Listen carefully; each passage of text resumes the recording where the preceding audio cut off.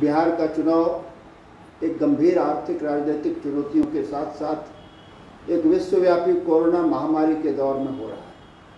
हर व्यक्ति का जीवन अमूल्य है, अतः हम बिहार के तमाम मतदाता भाइयों बहनों से सतर्कता के साथ महामारी से जुड़े तमाम नियमों का पालन करते हुए जनतांत्रिक अधिकार का उपयोग कर भाजपा जदयू गठबंधन को पराजित करने एवं महागठबंधन की नई सरकार के गठन हेतु मतदान करने का आह्वान करते हैं।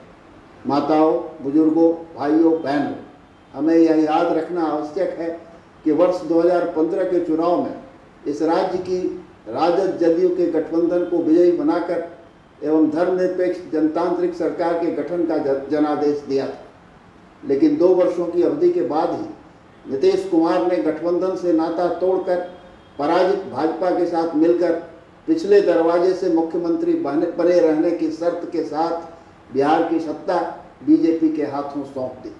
उस समय से बिहार में एक अवैध एवं अनैतिक सरकार सत्ता में है। अगर जदयू और नीतीश कुमार जी को बिहार के जनादेश के प्रति थोड़ा भी सम्मान होता तो वे त्याग पत्र देकर जनता के बीच जाते और नया जनादेश प्राप्त कर फिर से सरकार का गठन करते। पिछले 15 वर्षों और खासकर उसके अंतिम 3 वर्षों में विकास का भारी शोरगुल एवं सुशासन की धज्जियां उड़ चुकी हैं। शुरुआती दिनों के बिहार के राजग गठबंधन के मुख्यमंत्री के विकास पुरुष की चर्चा संचार माध्यमों में मंद पड़ गई है। बिहार के संबंध में भुखमरी प्रवासी मजदूरों की व्यथा के लिए विशेष दर्जा की मांग की थी। पिछले विधानसभा चुनाव के दौरान देश के प्रधानमंत्री मोदी जी ने बिहार के लिए 1.25 लाख करोड़ का पैकेज की घोषणा की थी, लेकिन आज न तो मुख्यमंत्री बिहार के लिए विशेष दर्जा दिए जाने की मांग कर रहे हैं और न तो भाजपाई नेतागण विशेष पैकेज के बारे में बोल रहे हैं। बिहार की आवाम 15 लाख बैंक खाते में जमा होने एवं 2 करोड़ नौजवानों को हर साल रोजगार देने वाले जुमलों की इस विशेष दर्जा एवं विशेष पैकेज के बारे में अपने आप को ठगा महसूस कर रही है। इस बीच नीति आयोग एवं एनसीआरबी की अलग अलग प्रकाशित रिपोर्टों ने रही सही कसर पूरी कर दी है।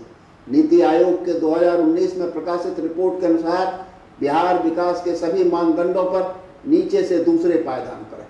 बिहार में आज भी प्रसव के समय मातृ मृत्यु दर, बाल मृत्यु दर, बच्चों एवं मायों में पाया जाने वाला कुपोषण, बच्चों के शारीरिक विकास पर पड़ने वाले असर, बौनेपन आदि मापदंडों पर उत्तर प्रदेश, मध्य प्रदेश, छत्तीसगढ़ जैसे राज्यों से भी बिहार की स्थिति बदतर है।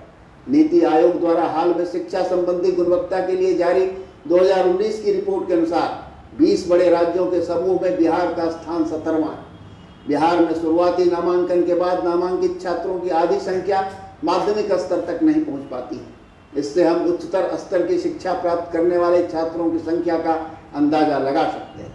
यह हमारी शिक्षा ग्रहण करने लायक जनसंख्या का बहुत ही छोटा हिस्सा है। आम लोगों में उच्च शिक्षा की बढ़ती भूख के चलते बिहार के छात्रों का एक बड़ा हिस्सा दिल्ली और कर्नाटक जाकर शिक्षा प्राप्त करते हैं, क्योंकि बिहार में उच्च शिक्षा की मांग और पूर्ति के बीच भारी अंतर है।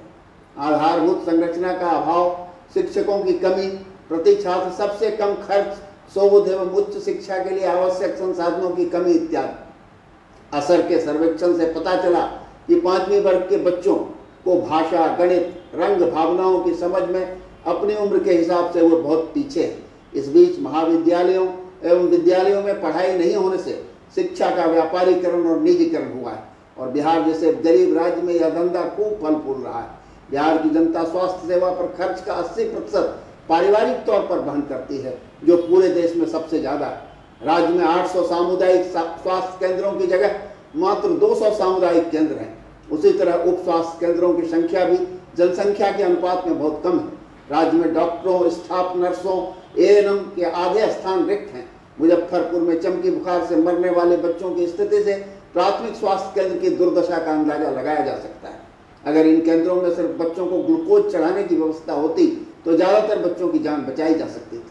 हमने महामारी काल में राज्यों से लेकर जिला स्तर तक रेफरल अस्पतालों की दुर्दशा देखी है। इस बीच महामारी से ज्यादा हृदय रोग, कैंसर जैसी जानलेवा बीमारियों से पीड़ित लोग असमय काल कलवित हो गए, क्योंकि उन्हें उचित इलाज का अवसर नहीं मिला। स्वास्थ्य सेवा का जिस रूप में व्यापारीकरण हुआ है, उससे बिहार जैसे गरीब राज्य के लोगों के लिए अपना इलाज संभव नहीं है। अमेरिका में कोविड-19 से सबसे ज्यादा लोगों की मृत्यु के पीछे स्वास्थ्य सेवा का पूरी तरह निजीकरण होना है।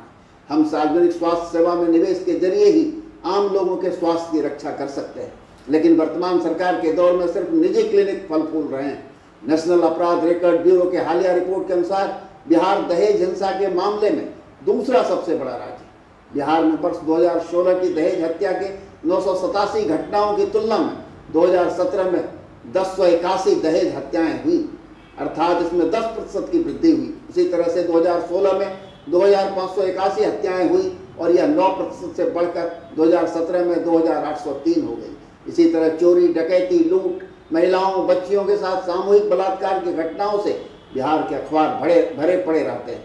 इस बीच साइबर अपराध की घटनाएं भी बढ़ी हैं और इसके माध्यम से आम लोगों के बचत खातों से धन की लूट हुई है।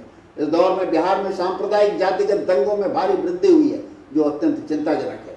इस राज्य में मुजफ्फरपुर शेल्टर होम की बच्चियों के साथ संस्थागत यौन उत्पीड़न की घटना की आंच मंत्री स्तर तक पहुंच गई, जिसके चलते तात्कालीन एक महिला मंत्री को अपने पद से इस्तीफा देना पड़ा था। इसी तरह अररिया में एक बच्चे के साथ सामूहिक दुष्कर्म के बाद न्याय विभाग द्वारा पीड़िता और उनके 2 सहयोगियों को जेल भेज दिया गया।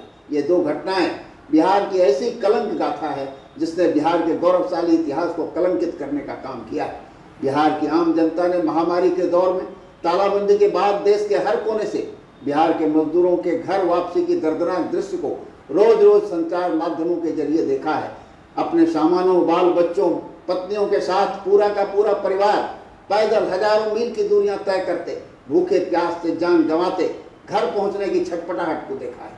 हमें याद है बिहार सरकार की क्रूरता, उन्हें रास्ते में रोकने की तिकड़म।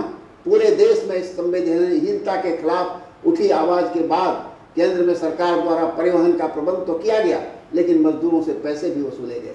हम घर वापसी के दौरान सैकड़ों लोगों द्वारा जान गंवाने, महिलाओं द्वारा रास्ते में बच्चे जन्मने और फिर उस बच्चे को गोद में लेकर पैदल चलने, मुजफ्फरपुर स्टेशन में एक मृतक मां के शरीर पर रखे कपड़े से खेलते मासूम चेहरे को नहीं भूल सकते। घर वापसी पर उन मजदूरों को कोरोना फैलाने वाले के रूप में बदनाम करने एवं उनके लिए स्थापित क्वारंटीन केंद्रों की अव्यवस्था को हम नहीं भूल सकते हैं। हमें याद है बिहार सरकार का मजदूरों, कर्मचारियों, शिक्षकों, आंगनवाड़ी सेविका, सहायिकाओं, मध्याह्न भोजन बनाने वाली महिलाओं, आशा कर्मियों, पंचायत सेवकों आदि के आंदोलनों पर दंडात्मक कार्रवाइयां। हमें याद है शहरों से गांव तक बरसों से रह रहे गरीबों, दलितों के घरों पर बुलडोजर चलाने की घटनाएं। आइए हम बिहार में जनतांत्रिक अधिकारों की बहाली, धर्मनिरपेक्ष ताने बाने को बरकरार रखने तथा वामपंथी जनवादी आंदोलन को विकसित करने तथा सीपीआईएम की सांगठनिक ताकत को बढ़ाने और इस चुनाव में सीपीआईएम के 4 उम्मीदवार विभूतिपुर से अजय कुमार, मटियानी से राजेंद्र सिंह, मांझी से डॉक्टर सत्येंद्र यादव, पिपरा से राजमंगल प्रसाद को भारी मतों से विजयी बनाएं तथा अन्य तमाम सीटों पर महागठबंधन के उम्मीदवारों को विजयी बनाकर एक जनतांत्रिक धर्मनिरपेक्ष सरकार का गठन सुनिश्चित करें। धन्यवाद।